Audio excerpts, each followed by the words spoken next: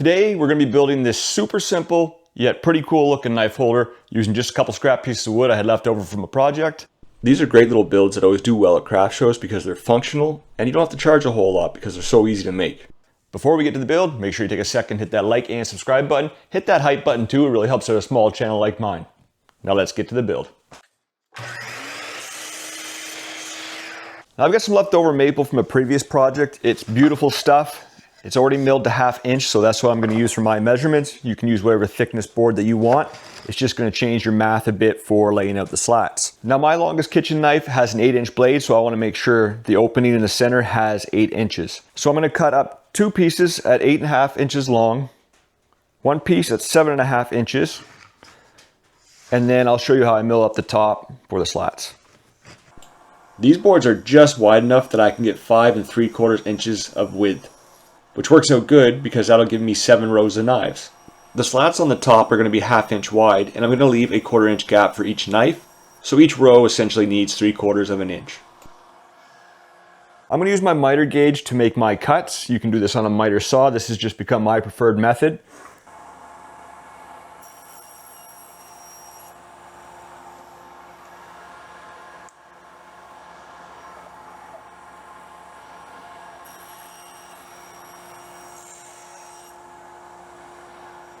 So I picked out my 2 favorite pieces for the outside. Those are going to be my show pieces. And I picked the plainest piece for the bottom I could find. So to glue these up, I'm just going to use a couple pin nails to keep everything secure until the glue cures. And while that's drying, I can move on and start cutting my slats for the top.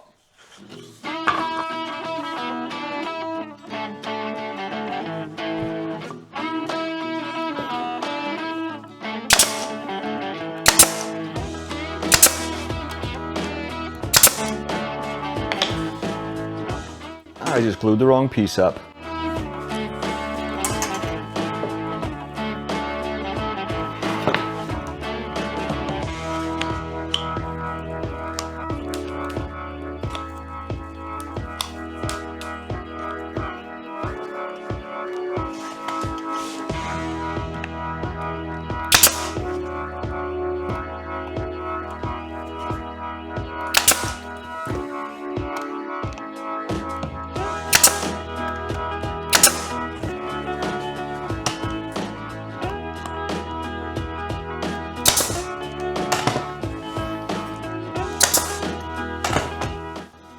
There we go, much gooder. Sure helps when you use the right pieces. While that's drying, I'm going to take some of my leftover 8.5 inch pieces and I'm going to rip 8 1.5 inch strips. These will serve as the slats for the top of the knife holder.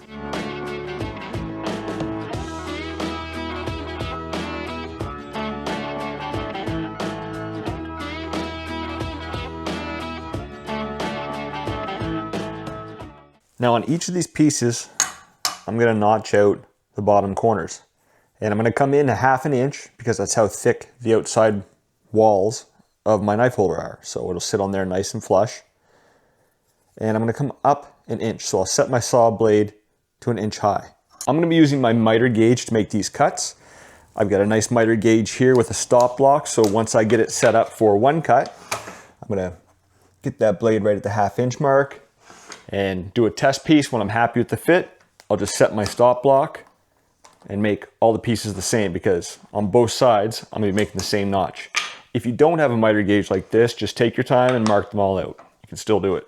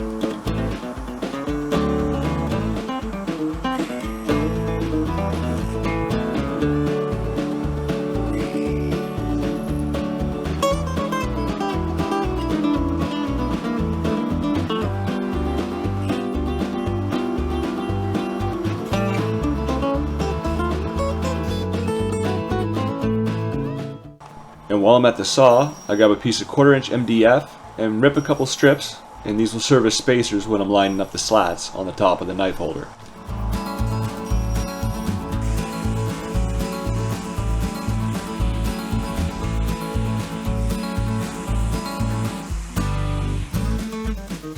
Now for the finish, I'm going to stain these slats a lighter color, and I'm going to leave the base natural because I got some really nice markings on here, and I think that's going to look great. And it's easier for me. So, bonus.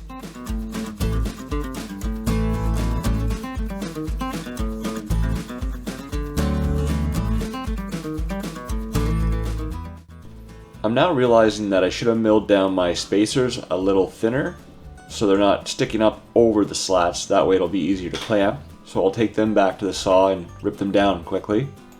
I'm also beginning to think that maybe I should stain the base a darker color just to give it a little more contrast. But then I have to decide which color I like.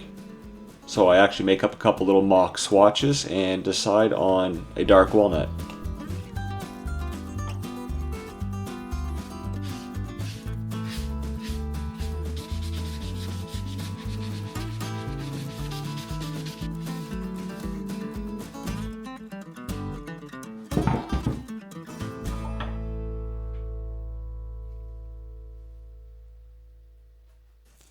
I'm just adding a little bit of glue to each piece. I don't want a whole bunch of squeeze out here because that'll be a pain to clean up. And I picked what I thought was one of my nicest looking pieces for the very front. It's got a nice knot in there, gives it some nice character. So as you can see, the top kind of flared out a little bit just from me handling it, so I'm gonna put a clamp on and square it up with my piece. Not too tight because I've got to still put the other pieces in. And I'll just flush up the front. And just repeat that process until all pieces are on.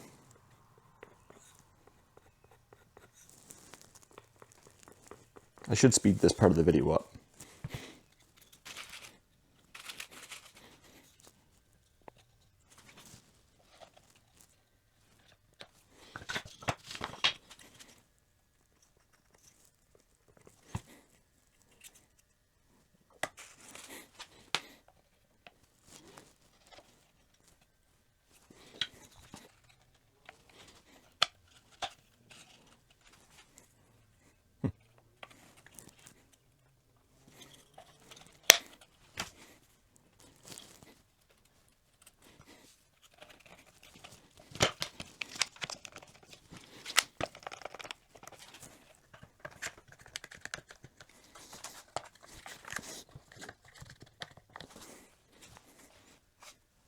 All right, I've let the glue dry for about 2 hours, so that's more than enough. So hopefully I can just pop these out and not find one glued.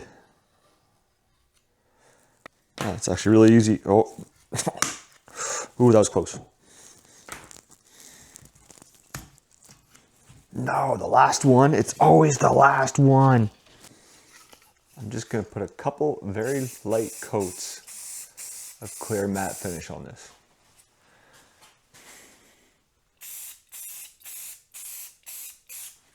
Probably would have been a lot easier to do these slats before they were on, but you're not really going to see down in between them, and I didn't think of it.